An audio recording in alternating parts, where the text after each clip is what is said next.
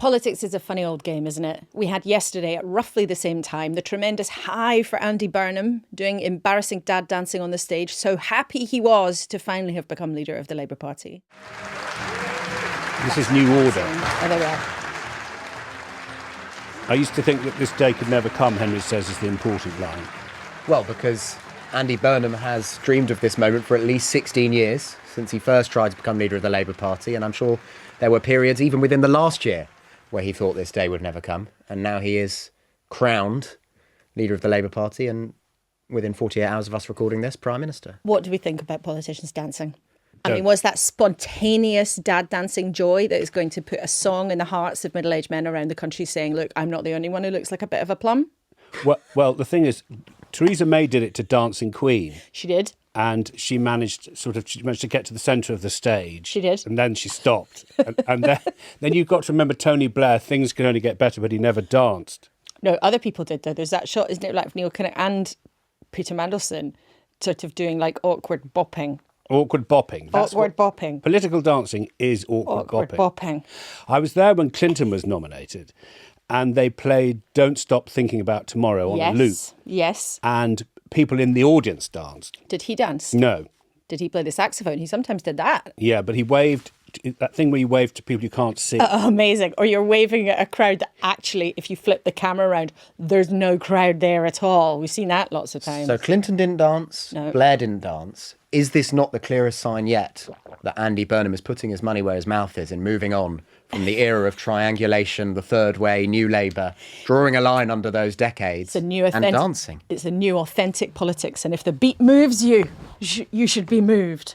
At the same time as he was doing that, roughly speaking, the removal vans were in Downing Street. I mean, talk about highs and lows. So as the Starmer's effects, maybe his new carriage clock, his gift from the cabinet, were packed up, being taken out of the building, that was Andy Burnham's moment of real joy. I mean, what sort of poignancy, really, Henry? Yeah.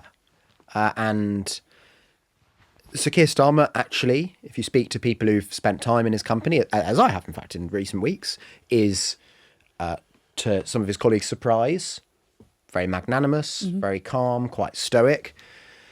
But it must be in moments like that where they upend their lives just 2 years after they last upended their lives, that it really hits what has happened and what's happened to him so quickly. And we'll see how he presents that on Monday, because, of course, he will give a goodbye speech to the nation, we expect, as he leaves Number 10, before probably 90 minutes or so later, Andy Burnham walks in.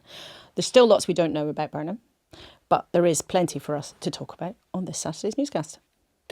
Hello, it's Paddy in the studio. And it's Laura in the studio. And it's Henry in the studio, because I'm spending a frantic weekend trying to work out what is going to happen at the top of government on Monday when we get a new Prime Minister. And it's very nice to have you with us on a Saturday on this auspicious, slightly in-betweeny weekend. It's all about, what's that, betwixtmas? Some people made a silly slogan for the bit between Christmas and New Year, when you're already feeling really fat and tired, but you've still got to think about the party you're going to go to on Hogmanay. Yes, I mean, this is the day, I was told by Joe Pike, when you get called up if you're going to be sacked. You shortly will be called up if you're going to be sacked.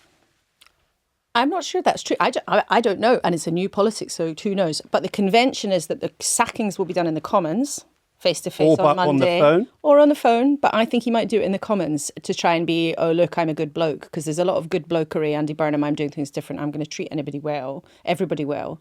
And that's kind of the convention. People get booted in the Commons so they don't have to walk of shame up and down Downing Street. And then people who are being welcomed in to be part of this exciting new project, whichever Prime Minister it is, have the glory of walking up Downing Street. I'd be surprised if they make calls today, because then it'll be in the papers tomorrow. I should say I might be misquoting Joe Pike, who is normally always right. But he is always right, so maybe he knows something. He told me that the sackings, you have to do the sackings first. Well, I think there's a difference between sackings and pre-sackings, yes, to coin a term which will never be used again.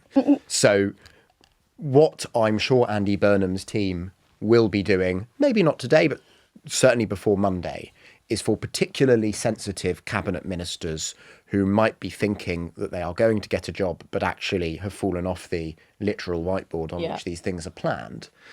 There might be a, look, just want to prepare you in advance. Or if there is a cabinet minister who's being offered a demotion and they don't have a sense of whether they might be willing to accept that. They would want to know before that cabinet minister walks up Downing Street to be offered something that they find contemptuously insulting. They would want to know that they think it's contemptuously insulting so that that can be squared off. So that kind of, pre-chat, working it all out, it's quite high stakes, because if Andy Burnham walks in and the first thing he does, which is pick his cabinet, blows up, or somebody goes off in a huff, let's say Ed Miliband's offered a rubbish job and he might be cross about things, we'll talk in a second.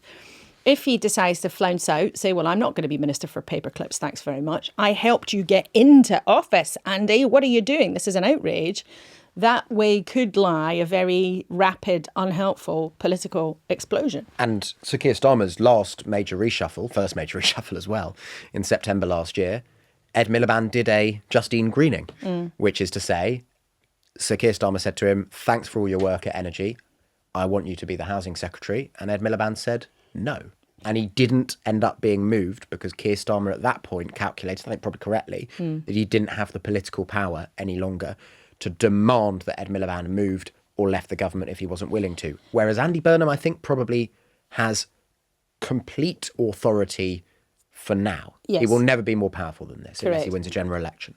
And how he uses that authority, that power, will be really fascinating. So we're going to talk a bit more about cabinet possible picks a bit later, but should we jump into some of the policy things that are starting to emerge? Yes. So drill, baby, drill.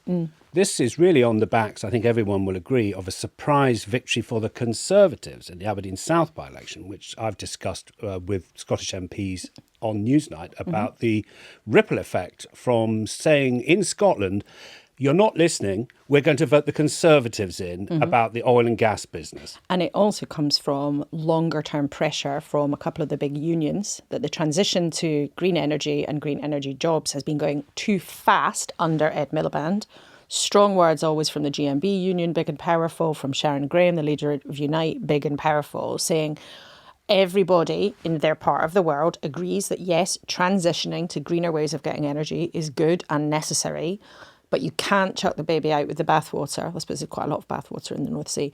And you've got to protect industries, particularly in the northeast of Scotland. And Ed Miliband's plans have been going too fast. So it's really interesting that Burnham appears to be on the brink of reversing some of Ed Miliband's position here. But the pressure's been on for a long time, hasn't it, here? Absolutely. Within government, there's been an awful lot of frustration. Think from the Chancellor? Right. And there are people who are more willing in government now that this government is on the way out to be candid in private about quite how intense the battles in private have been to try to budge Ed Miliband on some of these issues. I mean, it is just worth calibrating how far Andy Burnham might go. Yeah, and we don't know that yet. Because one of the headline pledges, really, of Labour's 2024 general election manifesto, to which Andy Burnham says he will stick, the manifesto in general, was the ban on new oil and gas licences in the North Sea. And I am not, as it stands at the time of recording, picking up any sense that Andy Burnham is going to tear that up in his speech on Monday. So I think it's more about what you can do to change direction or signal a coming change of direction within that. And I think we may well get a nod to where things are headed on Jackdaw and Rosebank, which are licences that were granted under the Conservatives, but then got ensnared in a legal process, rather than something about new licences now. But there's two problems with that. One is Jackdaw and Rosebank are meant to be like quasi-judicial, to use the posh term. The posh term that Keir Starmer kept using at PMQs the other week. Yeah. And those decisions are for whoever the energy secretary is, and they are meant to be not political decisions. Now, of course, everybody knows that the overall direction of travel of any government sets the backdrop within which decisions like that are made, whether they're about planning different developments or whether they're about oil fields. But there's a danger there because that is a legal process. There's a second danger, which is if Andy Burnham and his team really talk this up as being something really dramatic, and actually all they're doing is putting a different gloss on the existing position, which is to do more of what's called tiebacks, which is essentially you can get more out of the fields that already exists. That's a very simplified description of something that I'm not very technically aware of.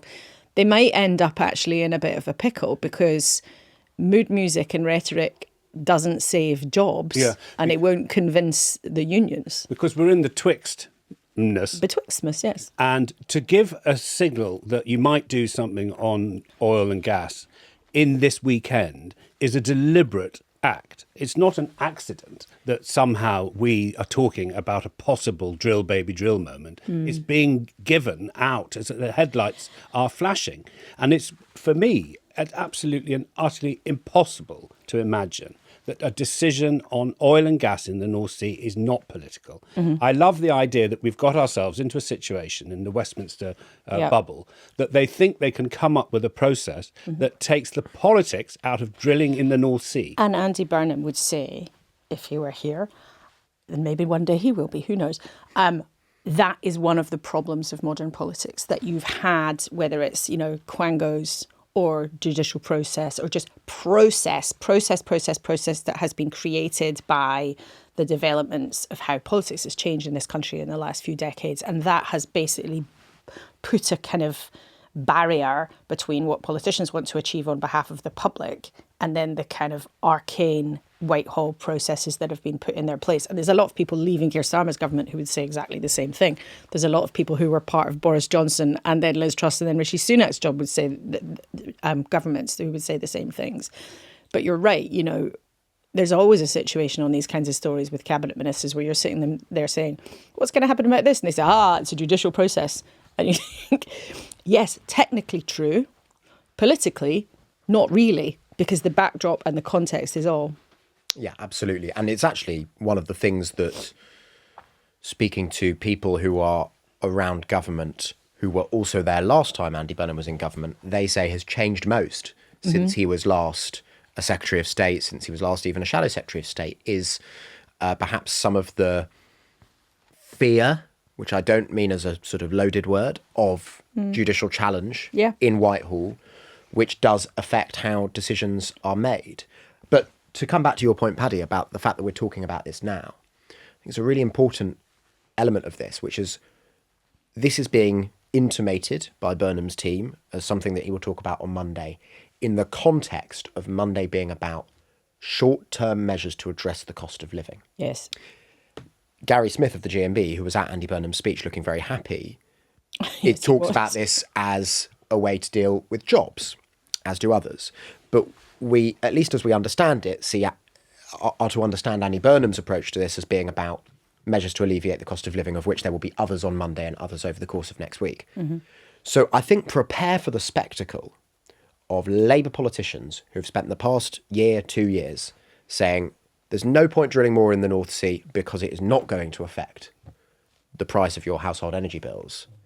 Within days, saying to people like you two, actually, we need to drill more in the North Sea because it is going to ease the cost of living pressures. And that is just one of some of those mind-bending moments we're going to get. Can I help you with the manifesto quote in full? You can. We will not issue new licences to explore new fields because they will not take a penny off bills, Henry.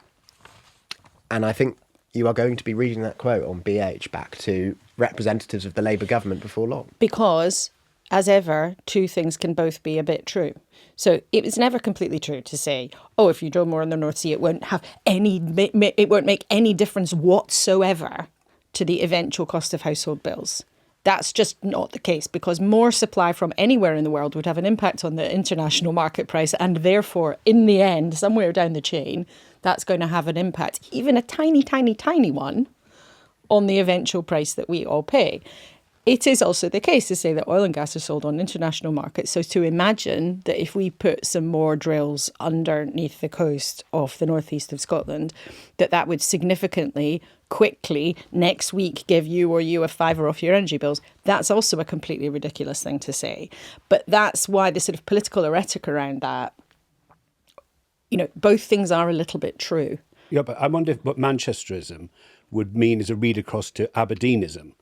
Because there was a big letter written just a few days ago by many people in the oil business asking for clarity on from the new administration. And it's a perfectly respectable question. And it gets back to the fact that had there been a contest for the leader of the Labour Party, we could have said in a debate, we could have said, should we drill in the North Sea? We could have asked 3 candidates. And this is kind of what happened in the contest to replace Boris Johnson. Yes. There was a contest. Rishi Sunak said to Liz Truss, your plans will put up interest rates. That happened. Yes. And she won. But that was happening. We could have asked. So it's very important to note that they're putting this out, and you used the word intimating. So we're not in a policy position. It's one of the criticisms of Labour's process, that we're in an intimation twixtmas phase. There's another interesting thing here, though. There's an obscure tax called the EPL, that the Energy Profits Levy, I believe, am I right? That, if you're listening, Henry just nodded, so that's reassuring. Henry nodded, so I did actually, Nodded that off. brief moment, know what I was talking about. Nodded off. But that's not exactly a big household story, right? The EPL. People in the oil and gas industry have been really cross for ages about the level at which they pay tax, and they've been asking for changes. Burnham could make a big change to the tax regime, or even a small change to the tax regime for the North Sea oil and gas industry, which would have a big impact in that part of the country. It would have a big impact on many of those businesses that have been having a tough time in Aberdeen without there being much of a sort of political blowback, because that's not something that is a question for, on most people's lips. So I would watch out for that. It's not just about new drilling. It's also whether or not they change the tax regime, which has been something doing the rounds. The other thing, can I just say about a contest? Because a member of the cabinet made a really interesting point to me last night, which was much more interesting than anything I would have thought of on my own. They were saying, OK, it's not been great not having a contest. However, because the Labour Party is the Labour Party, thank God we didn't have a contest, because what happens in Labour contests is people start offering bigger and bigger and bigger cheques and spending promises, in the way that in a Tory contest, it's the opposite. It's this sort of bravado of who can cut taxes more. If there had been a contest, you might have got to a position by the autumn where you've had Labour contenders all sort of promising free milk and honey coming out of every tap in the land, with very serious, perhaps unaffordable, as many people would see it, policy promises. And that was one of the arguments being made by, perhaps in relative terms, the more right-wing chunk of Andy Burnham's early support coalition to other MPs from the Labour right, which was, you may not love everything Andy's saying, but get on board, because if Darren Jones, as it latterly was, or Al Carnes, takes this to a contest, Andy is only going to end up inexorably being forced in a direction that you're going to like even less. That was an argument that was being made around the corridors of Westminster in those early few days where it was pretty certain that Andy Burnham was going to win this uncontested, but there was still a sort of slither of possibility that there might be a contest. So given that Parliament's in recess, and given that Henry and you are intimating in your own way that there could be fresh intimations coming our way, are we going to get a welter of policy intimations quite quickly? There's been this criticism, Mr. I think Burnham. so, yeah. Right, I really. So on Monday, do I brace for it on Monday to get my pen out? I think it's going to be something on energy bill that they'll brand as energy bills, even though it might not actually be about bills, but there'll be something about bills. I think there'll probably be something else on cost of living. As Meata Fambula, who was with us last weekend, she's been heavily involved in drawing up the policy. She was suggesting there'd be something perhaps quite big to put money in people's pockets. There's been a straw in the wind about maybe unfreezing the tax thresholds, the level at which you start paying tax that might feel potentially like a tax cut to people. That would be a very big deal. It would be a very big deal. I'm not suggesting that will. I know though that there have been some policy papers prepared on that. Maybe that's something for the first budget. Don't know. There's another straw in the wind that I've been told about rough sleeping and homelessness, which would be a very Labour Party friendly kind of plan, but also that's a big issue to lots of people in their towns and cities now, something that people have seen in recent years. Again, I can't confirm if that is going to be in there, but it's one of the things that I've sort of heard a whisper. So I think they know that they have to arrive and go bang, bang, bang. Here are some big things. Like in your Paddy Festo last weekend, you're like, just do a thing. I think they are going to do a thing. But it's so interesting at the moment, Henry. I don't know if you're finding the same thing. Depending on who you talk to, you just get such a different picture of what's going on. You know, someone said to me this morning, there's so many things on which they don't have a clue what they want to do.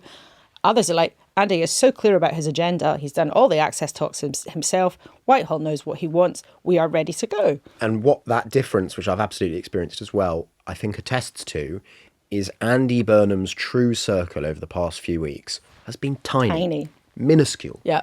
And I think it has caused something very impressive on one level, which is that this has been perhaps the least leaky transition or incoming government, if you want to include teams that have moved from opposition into government, for I mean, a good decade, I think, if not longer. And that is very impressive in a sort of media but also parliamentary management sense of keeping things tight. On the other hand, it may well be that a few weeks or months into this government, people will come to say, if you'd let a few people into the transition, a few more people into the transition, you wouldn't have messed up that policy issue, or more people might have been brought into that controversial early decision that you made, or whatever it may be. Or they might have told you that scrapping the Department for Science and Trade actually would occupy policy people for months and months and months. Yeah, do you think that's a thing, Laura? Do you think that's going to happen? Well, I had a very angry message from someone who's convinced it is going to happen, saying this will be a terrible waste of time and it's insane and it's a really bad move and they shouldn't do it. Paraphrasing. So I don't know if it's going to happen, but it's one of the things that's being suggested. And there's always a temptation for politicians coming in to start messing around with what's unattractively known as the MOG, the machinery of government.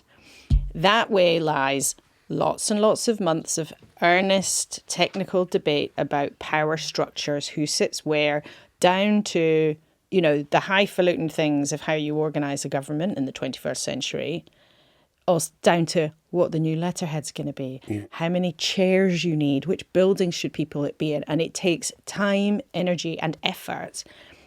And that's not necessarily something that Andy Burnham has much of. So one of his team said to me last week, I think we've got 6 months, maybe 8 months, where people are going to be willing to take a second look at Labour.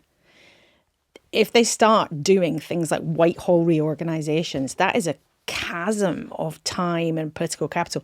I'm not saying it's the wrong thing to do. I mean, I don't have a view on whether it's the right or wrong thing to do, but I think starting to move around government departments in that kind of way might end up being a real drain. And of course, they want to also do this thing of getting power out to number 10 and then number 10 North in Manchester, not Shetland, not Aberdeen, Manchester being the North.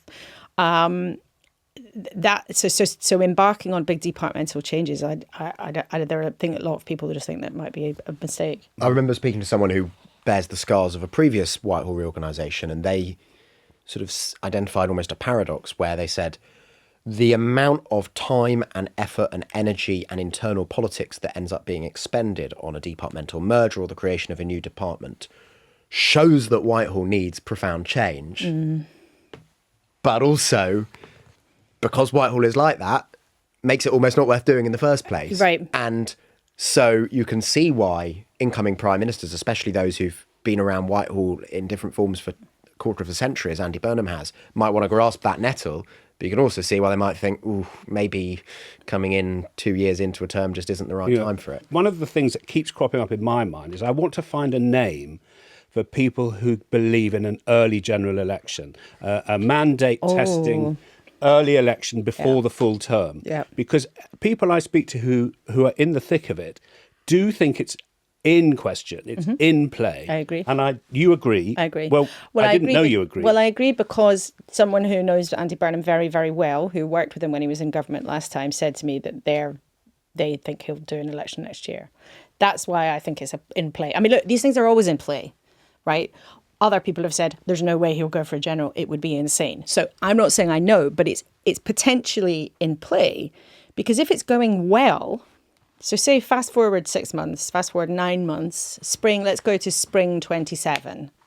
If it's going well, Reform are having a tough time. Reform have been having a tough time. If that continues, their poll lead's fallen away a little bit. If it's going well and the economy has turned and the world looks a bit more optimistic, say there's been some sporting championship and Andy Burnham's been able to bring back some kind of sense of feel good that's been missing in this country for a long time, you can see a position where he'll think, actually, go for it. We know that he can gamble. So standing in Makerfield was a gamble. Leaving Westminster for Manchester in 2016 or 17 was a gamble. He might. I'm not saying he will, but someone who knows him very, very well is convinced that he will next year. I think what's so interesting is we now have the case for both sides of it in recent political history. For a decade, between Gordon Brown bottling the 2007 election, and Gordon Brown, of course, Andy Burnham, of course, was at that cabinet table, and Theresa May going for it in 2017. Between that period, people used to say, well, it's a sign that if you if you're an incoming prime minister and you get ahead in the polls, of course you've got to go for a general election. Then Theresa May showed that there are downsides to that as well, especially if you want to do something big on social care, in fact. So, Exactly, yeah. I think it's going to be a fascinating dilemma, which I'm sure is playing out in his head, yeah. Okay, well, then the word for now is generalists or generalistas. Perhaps. Generalistas, that's better than generalist is someone who knows a little bit about everything, right? Well, look, let's turn to the speech itself. So it was big on the vision thing, said many of the newspapers across the dial, people who don't like Labour, people who are, in fact, more deemed to be on the left, all agreed. One man I saw in The Guardian wrote it was a classic lesson in vibes, but it was better than anything Keir Starmer delivered, which I thought was just really harsh on every ground.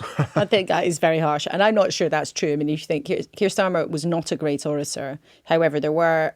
Actually, his conference speech last year, for example, was something that was pretty well put together and pretty well argued and actually showed a sort of vigour that was sometimes missing. But, I mean, I think it was a speech that was absolutely directed at the Labour Party.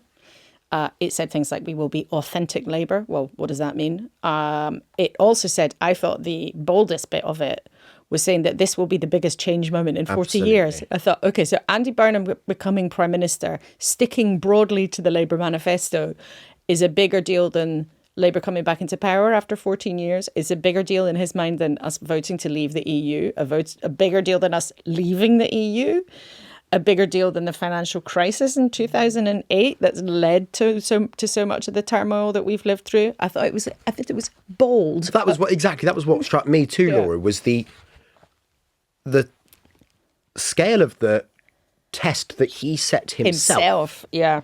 It wasn't just, I'm going to turn things around and win the next general election. That was kind of implied at various points. It was, I'm going to end 40 years of neoliberalism. I'm going to be the most significant change of prime minister, as you say, yes. Everything you just said. Arguably the biggest task of the lot. I'm going to end factionism in the Labour Party for good. I mean, those are... I actually don't think he could have set a bigger goal for himself. No, he hasn't. Literally, I don't. And that is a sign that he sees himself clearly as much more than just the latest in the sequence of prime ministers that we've had since Brexit. Oh, that's another thing he said, by the way. He's going to end the post-Brexit turbulence in British politics and improve British political culture and discourse in the process. Yes. But look, I'm sure Rishi Sunak, 48 hours before he became prime minister, thought that he was more than just the latest, and I'm sure Liz Truss did, and I'm sure Boris Johnson did, and Theresa May, and you get the idea. It's very high. He is aiming himself very, very high, though, and that's what one of his colleagues is really worried about that. And they said, look, we set a very low bar for getting rid of people because we got rid of Starmer because of low poll ratings. He's setting the expectations so high, and because Andy's always liked to make a grand entrance. Well, he mentioned hope 8 times, which is in stark contrast to Keir Starmer and Rachel Reeves telling me things can only get worse. And as I understand it, the insiders in the Keir Starmer circle agree that was the wrong tone. They do, yeah. Yeah. Keir Starmer has said it was the wrong tone. He said that to you, didn't he? He did. Yeah. And I think it's part of the explanation they give for why the removal vans were outside Downing Street yesterday as Andy Burnham was dancing to New Order. And I think one interesting thing just worth telling newscasters, there's a load of names that aren't public figures, but who have worked for Keir Starmer in Downing Street for the last 2 years and are staying on it's very under Andy interesting. Burnham. Like, really quite a significant proportion. And that is interesting, firstly, because it tells us that Andy Burnham, having planned for this and wanted this for many years, understandably, I think, didn't have a big enough operation that they could all come in together. So he needs ballast from the existing team. But also, it means that they are there to say, look, we made a mistake when, in the first week, we were gloomy. We made a mistake when we did this. We made a mistake when we did that. So actually, you can see how it might help Andy Burnham avoid some of what they see as the pitfalls of Starmer's early period. I think the other thing about it, though, is that it potentially, and look, we've got no idea if this is going to be a successful premiership or a disaster. We have no idea. But potentially by retaining staff, and also one of the things they've done is reach out to existing special advisors and those kinds of people and phone them up and say, oh, can we find something for you? Can we talk? All the rest. It has created, there's a sort of buffer of goodwill. Yeah. So when Labour was so desperate not to repeat the Tories' carousel of prime ministers, I think one of the reasons for that is that every time the Tories did it, it's like they got more and more angry with each other. More and more people fell out. There was more bitterness, more toxicity, more upset. Burnham's team have quite deliberately been reaching out to people who've worked for Keir Starmer or people who've been working for other ministers in government to talk to them about whether or not they might want to stay.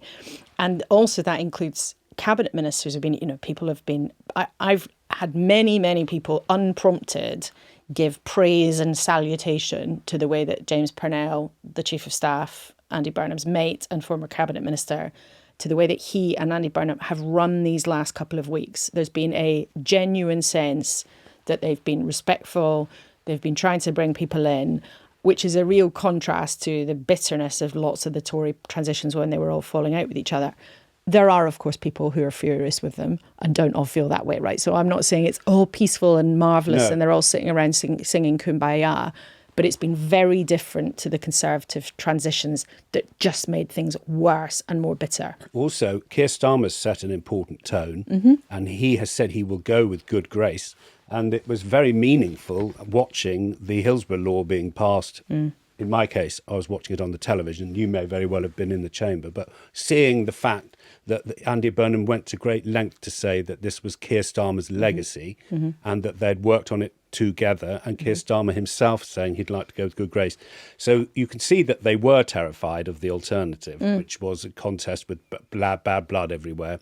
So, but we didn't know the information you just gave us until you did, that they're reaching out by phone call, they're trying to keep even special advisors on side, because normally they all assume they're going, don't they? And I think, obviously, look, a lot of them are going to go, and some of them do feel really sore, but it is different, and they have tried to set a different tone.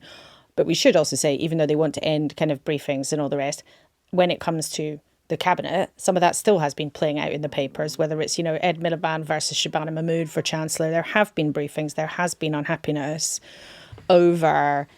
in this kind of massive vacuum where Burnham hasn't wanted to put cabinet names out there into the public domain. Other people have filled the space and other people have got quite cross by filling the space. Just before we talk about that, newscasters, there is in your feeds a profile episode about Andy Burnham if you want to delve into who he really is. I've written many words that will be on the website later today about that in a kind of profile piece, but hear it from one of the people who really knows him well, Steve Rotherham, the Liverpool Metro Mayor, best mate of Andy Burnham, close political ally, personal friend, and he's talked to Adam and Chris and also Judith Morris, our colleague in the northwest of England, who's been watching Burnham's career up close. So that's there in your feed if you really want to dive into half an hour of hearing about Burnham, the man himself.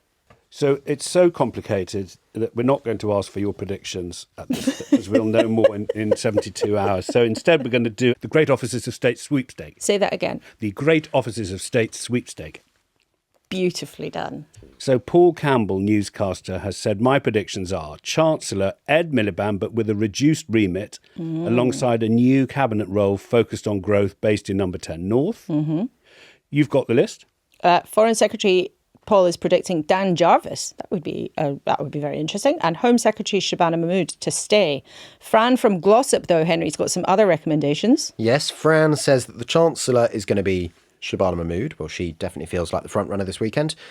Home Secretary Ed Miliband. I think lots of people in Westminster would be quite surprised if that happened, but let's see. And the Foreign Secretary Yvette Cooper, who is, of course, the incumbent, because David Miliband could be brought in later.